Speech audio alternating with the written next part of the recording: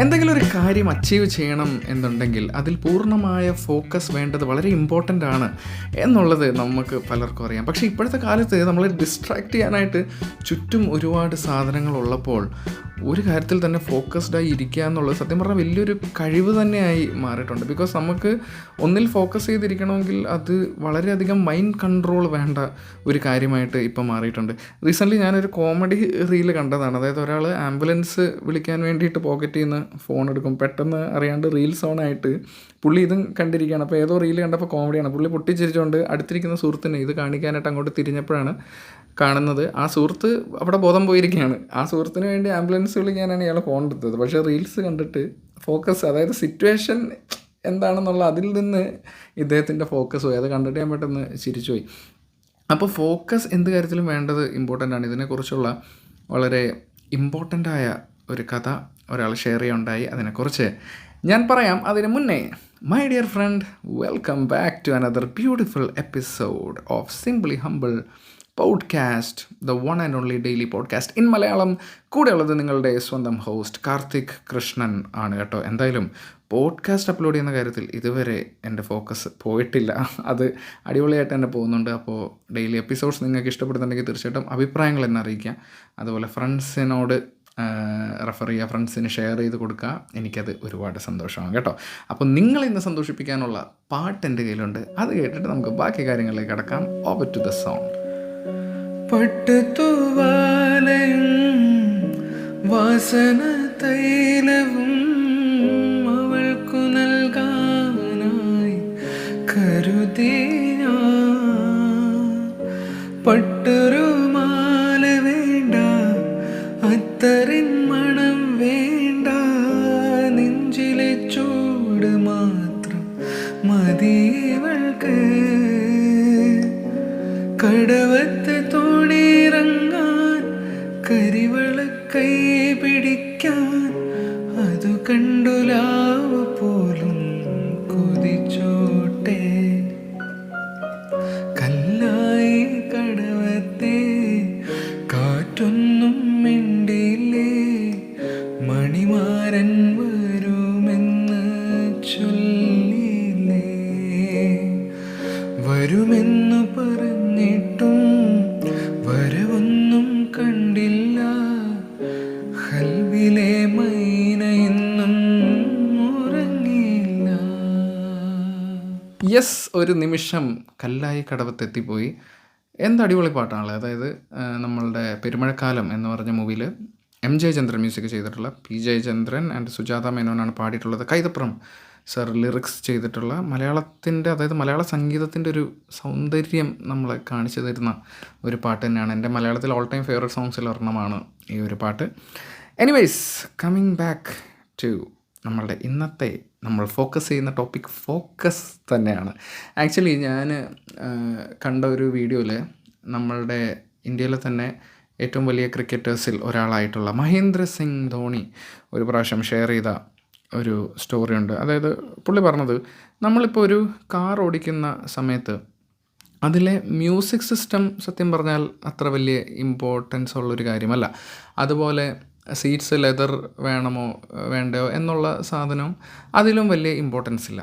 Because ഇതെല്ലാം ഫീച്ചേഴ്സാണ്, നമുക്ക് വേണേൽ പിന്നീട് ആഡ് ഓൺ ചെയ്യാവുന്ന ഫീച്ചേഴ്സാണ്. അപ്പോൾ കാർ ഓടിക്കുമ്പോൾ പുള്ളിക്ക് ഏറ്റവും കൂടുതൽ ഇമ്പോർട്ടൻ്റ് എന്ന് പറയുന്നത് ആ കാർ തന്നെയാണ്. അതായത് ആ കാറ് ഓടിക്കുമ്പോൾ പുള്ളിക്ക് കിട്ടുന്ന ഒരു ഫീൽ ഉണ്ടല്ലോ, അതായത് ആ കാറിൽ നിന്നും, കാറിൻ്റെ എൻജിനിൽ നിന്നും കിട്ടുന്ന ആ ഒരു പവറും ആ ഒരു കംഫർട്ട്, അതിൻ്റെ ഒരു ഫീലാണ്. ബാക്കി ഉള്ളതെല്ലാം എന്ത് വേണമെങ്കിലും നിങ്ങൾക്ക് ആഡ് ചെയ്യാം. ജസ്റ്റ് നിങ്ങൾ മെർസിഡീസിനോട് സംസാരിച്ചാൽ മതി. നിങ്ങൾക്ക് ആ കാറിൻ്റെ അകത്ത് എന്ത് സാധനം വേണമെന്ന് പറഞ്ഞാലും അവരത് വെച്ച് തരും. നിങ്ങളിപ്പോൾ അതിൻ്റെ അകത്തൊരു പ്ലേ സ്റ്റേഷൻ വേണമെന്ന് പറഞ്ഞാൽ വേണമെങ്കിൽ മെർസിഡീസ് അതും ചെയ്തു തരും.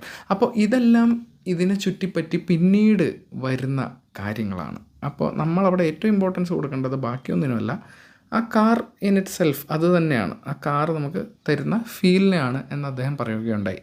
അതിനുശേഷം അദ്ദേഹം ആഡ് ചെയ്ത ഒരു ലൈനാണ്, ഞാനിപ്പോഴും എൻ്റെ കൂടെയുള്ള ക്രിക്കറ്റേഴ്സിനോട് ഞാൻ പറയാറുള്ള ഒരു കാര്യമെന്ന് വെച്ചാൽ, നമ്മളുടെ ഫോക്കസ് എപ്പോഴും ക്രിക്കറ്റിലായിരിക്കണം. ക്രിക്കറ്റ് നിങ്ങൾ നന്നായിട്ട് ഫോക്കസ് ചെയ്ത് നല്ല രീതിയിൽ അവിടെ പെർഫോം ചെയ്യുകയാണെങ്കിൽ അതിനെ ചുറ്റിപ്പറ്റിയുള്ള കാര്യങ്ങളെല്ലാം will take care of it self. നിങ്ങൾക്ക് ഇപ്പോൾ അതിൻ്റെ ഫെയിം ആയിക്കോട്ടെ, അതിൽ നിന്ന് വരാൻ പോകുന്ന പൈസ ആയിക്കോട്ടെ, അല്ലെങ്കിൽ ഇൻസ്റ്റാഗ്രാം ഫോളോവേഴ്സ് ആയിക്കോട്ടെ. പുള്ളി എന്നിട്ട് പറയുന്നുണ്ട്, ഇപ്പോൾ എല്ലാവരും ഒരുപാട് പേര് ഇൻസ്റ്റാഗ്രാമിലെ ലൈക്സിനും ഫോളോവേഴ്സിനൊക്കെ പറ്റി കൺസേൺഡ് ആണ്. ഇതിനെപ്പറ്റി ഒന്നും നിങ്ങൾ ചിന്തിക്കേണ്ട ആവശ്യമില്ല. നിങ്ങൾ ഫോക്കസ് കൊടുക്കേണ്ട ആ ഒരു കാര്യത്തിൽ നിങ്ങൾ കിടിലമായിട്ട് ഫോക്കസ് ചെയ്ത് അവിടെ നല്ല രീതിയിൽ പെർഫോം ചെയ്യുകയാണെങ്കിൽ ബാക്കിയുള്ള കാര്യങ്ങളെല്ലാം അതിൻ്റെ പുറകെ വരും എന്നുള്ളതാണ്.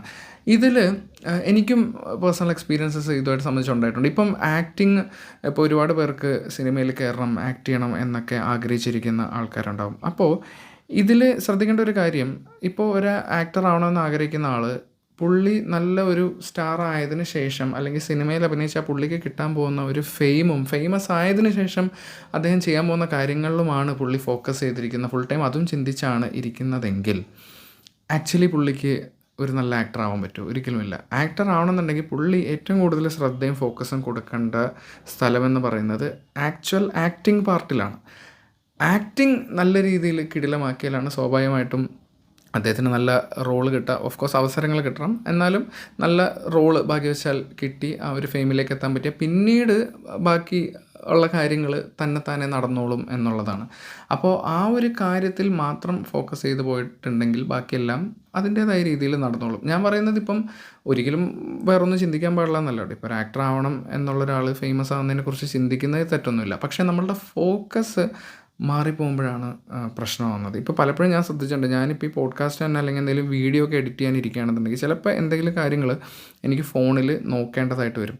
അപ്പോൾ അത് നോക്കാനായിട്ട് ഞാൻ ഈ ഫോൺ എടുക്കുന്ന സമയത്തായിരിക്കും എനിക്ക് ഒരാവശ്യമില്ലാത്ത എന്തെങ്കിലും ഒരു നോട്ടിഫിക്കേഷനോ എന്തെങ്കിലും ഒരു റീലോ പൊങ്ങി വരുന്നത്. പിന്നെ ഇത് സ്ക്രോൾ ചെയ്ത് പോയി കഴിഞ്ഞാൽ നമ്മൾ സത്യം പറഞ്ഞാൽ എന്താ പറയുക, നമ്മുടെ മൈൻഡിൽ നിന്ന് തന്നെ നമ്മൾ ഔട്ടായി പോകും.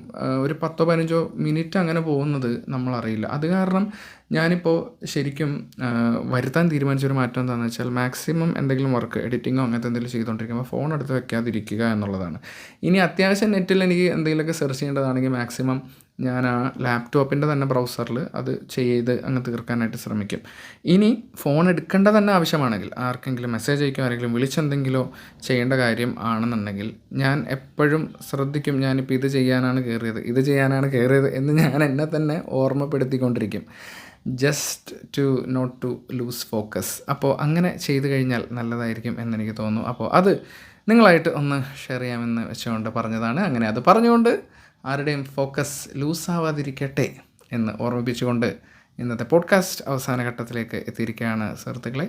അപ്പോൾ നാളെ നമുക്ക് വീണ്ടും കാണാം. ഇന്നെന്തായാലും ഒരു അടിപൊളി ദിവസമായിരിക്കട്ടെ. നിങ്ങൾ ഫോക്കസ് ചെയ്യുന്ന കാര്യത്തിൽ ഫോക്കസ് ചെയ്തിരിക്കാൻ പറ്റട്ടെ എന്ന് ഞാൻ ആശംസിക്കുകയാണ്. അതുപോലെ തന്നെ നമ്മളുടെ ഇന്നത്തെ പോഡ്കാസ്റ്റിൻ്റെ കോഡ് നിങ്ങൾക്ക് ഞാൻ തന്നില്ലല്ലോ. അപ്പോൾ പിന്നെ ഒബ്വിയസ്ലി നിങ്ങൾക്കറിയാം എന്തായിരിക്കും എന്നുള്ളത്. #ഫോക്കസ് വേണോ? വേണ്ട, അത് ഭയങ്കര ഒബ്വിയസ് അല്ലേ. അപ്പോൾ പെട്ടെന്ന് അത് മനസ്സിലാവും. അത് നമുക്ക് വേണ്ട. അതിന് പകരം നമുക്ക് ഇന്ന് ധോണി പറഞ്ഞ കഥയാണല്ലോ നമ്മൾ ഷെയർ ചെയ്തത്. അതുകൊണ്ട് നമുക്ക് #MSD എന്ന് വെക്കാം സുഹൃത്തുക്കളെ. അപ്പോൾ #MSD വെച്ച് കമൻറ്റ് ചെയ്യും സുഹൃത്തുക്കളെ. അപ്പോൾ എനിക്ക് മനസ്സിലാവും നിങ്ങൾ ലാസ്റ്റ് വരെ ഈ പോഡ്കാസ്റ്റ് കേട്ടിട്ടുണ്ടെന്ന്. അങ്ങനെ ലാസ്റ്റ് വരെ കേട്ടിട്ടുണ്ടെങ്കിൽ നിങ്ങൾ അടിപൊളിയാണ്, നിങ്ങൾ വളരെ എൻ്റെ വാല്യുബിൾ ആയിട്ടുള്ള ഒരു ലിസണറാണ്. അപ്പോൾ തുടർന്നും നാളത്തെ കിടലൻ പോഡ്കാസ്റ്റിൽ വീണ്ടും കാണാമെന്ന വിശ്വാസത്തോടു കൂടി ഞാൻ നിങ്ങളുടെ സ്വന്തം host Karthik Krishnan, and I M signing out from simply humble podcast.